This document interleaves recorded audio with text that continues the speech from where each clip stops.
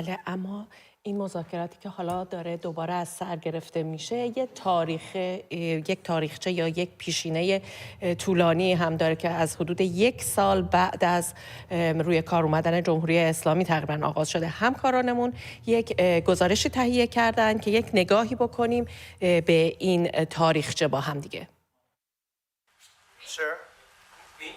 دیشب اینجا در کاخ سفید دونالد ترامپ در حالی که نخست وزیر اسرائیل در کنارش نشسته بود چیزی گفت که همه را غافلگیر کرد.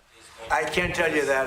I can just tell you there's a major meeting going on between us and Iran and that'll take place on Saturday and it's at top level. آنچه رئیس جمهوری آمریکا گفت نه خبر که افشاگری بود. این بار نه از تهران، نه از تریبون نماز جمعه، نه با لبخند دیپلماتیک، بلکه از دهان کسی که جمهوری اسلامی او را قاتل سلیمانی می‌خواند و از کاخ سفید. مذاکره رژیم ملایان با آمریکا تاریخ طول و درازی دارد. پرده اولش به زمستان 1358 باز می‌گردد.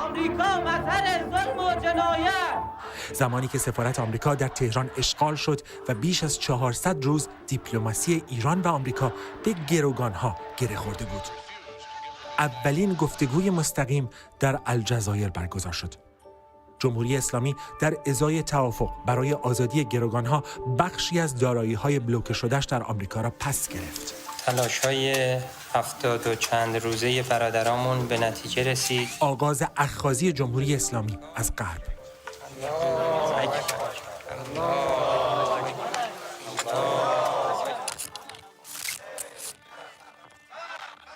سالها بعد در میانه جنگ ایران عراق ماجرای ایران کنترا و دیدار محرمانه رابرت مکفارلین. دولت رئیس جمهور رونالد ریگان با واسطه اسرائیلی‌ها به تهران پیام فرستاد و پیشنهاد معامله تسلیحاتی داد. سلاح در برابر آزادی گروگان‌های غربی در لبنان. مذاکره انجام شد. رابرت مکفارلین مشاور امنیت ملی رونالد ریگان محرمانه به تهران سفر کرد با پاسپورت ایرلندی، یک کیک و یک انجیل.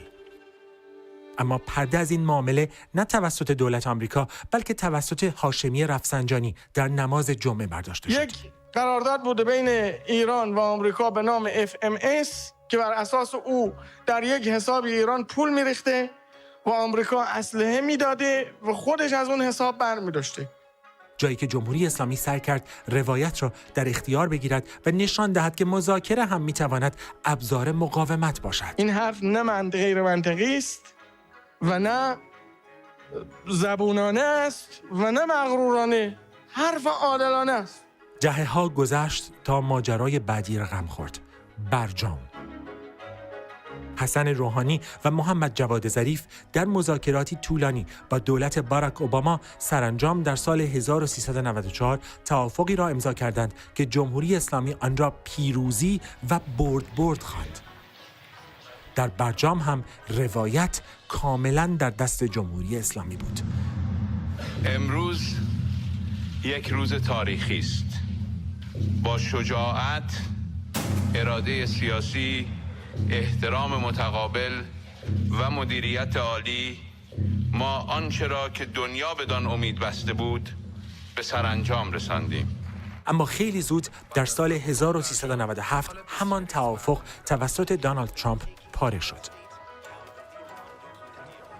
و کسی که حالا دوباره در کاخ سفید نشسته، همانی که این بار طرف مذاکره است، همان است که قاسم سلیمانی را کشت و برجام را پاره کرد. در تمام موارد پیشین جمهوری اسلامی با دقت زمان و شیوه افشای مذاکرات را خودش مدیریت می‌کرد، به ویژه برای مدیریت احساسات طرفدارانش که با شعار مرگ بر آمریکا زنده اند. اما این بار نه، آغاز مذاکرات را ترامپ افشا کرده، در یک نشست رسمی و نه با لبخند بلکه با تهدیدی تلویحی. دو راه بیشتر ندارید، توافق یا گزینه بدیهی. چه چیزی تغییر کرده؟ همه چیز. نه گروگانی در کار است، نه سلاحی رد و بدل می شود، نه مشوقی در کار است. این بار جمهوری اسلامی ناچار شده پای مذاکره‌ای بنشیند که در آن خبری از شانه‌زنی نیست، یا امتیاز کامل بدهد یا با عواقب مواجه شود. هیچ مشوقی، هیچ امتیاز متقابلی، هیچ جست مقاومتی در کار نیست. فقط فشار، فقط تهدید، فقط پذیرش. متاسفانه باجخواهی و باجطلبی یک کار رایجی شده بین قدرت‌ها. بله، اما برای اینکه بیشتر بررسی کنیم شرایط جمهوری اسلامی رو در این روزها، از مصطفی رشیدی تحلیلگر سیاسی درخواست کردیم که امشب همراه ما باشند. درود بر شما جناب رشیدی. من به عنوان سوال اول میخواستم که از شما بپرسم، شما در حال حاضر به نظرتون میرسه جمهوری اسلامی شرایط خودش رو چگونه میبینه؟ درود بر شما. خب همونجوری که الان شما یه تاریخچه از گفتگوها و مذاکرات جمهوری اسلامی و غربیان نشون دادی به محوریت آمریکا، جمهوری اسلامی در تنها ترین شرایط ممکن بعد از این 46 سال و در موقعیتی قرار داره که هیچ برگی برای بازی نداره. تمام نیروهای نیابتیش یا از بین رفتن یا دارن خل سلا میشن یا در ضعف مطلق به سر میبرن.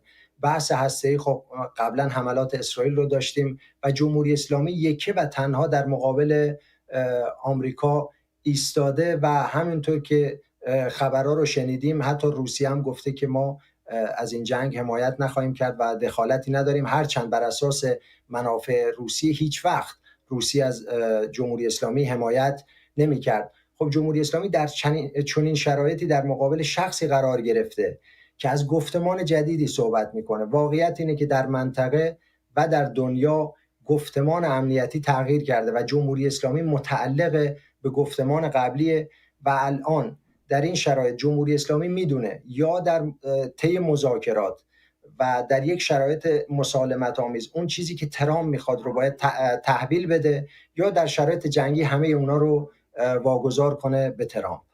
بله، اما به نظر شما با این مذاکرات چه بلایی به سر هویت جمهوری اسلامی میاد؟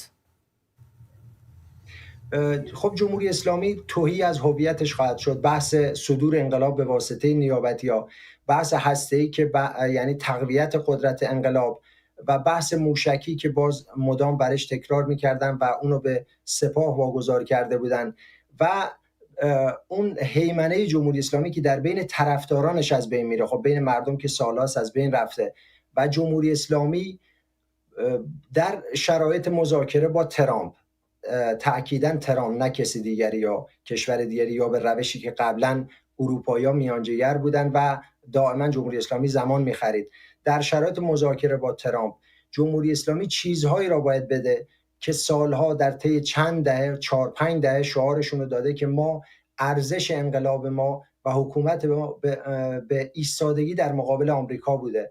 اما دقیقاً در جریان این مذاکرات باید تمام این ادعاشو ازشون دست بکشه و باید اعلام بکنه علنا، همون جوری که اینا میخوان پنهانی مذاکره کنن، ترامپ میاد علنا اونا رو افشا میکنه در ملأ عام، در حضور تمام کشورهای منطقه و مردم ایران به ویژه باید بگی که ما از اون آرمان انقلاب برگشتیم. برای همین من فکر نمی کنم که این مذاکرات به نتیجه برسه و شاید داستان باز به سمت برخورد خشونت‌آمیز با جمهوری اسلامی سوق پیدا بکنه، مگر اینکه جمهوری اسلامی واقعاً در شرایطی قرار گرفته باشه که بخواد کلاً خودش دست به نابودی خودش بزنه. سپاس از شما جناب آقای مصطفی رشیدی، تحلیلگر سیاسی که امشب همراه ما بودید. سپاسگزارم.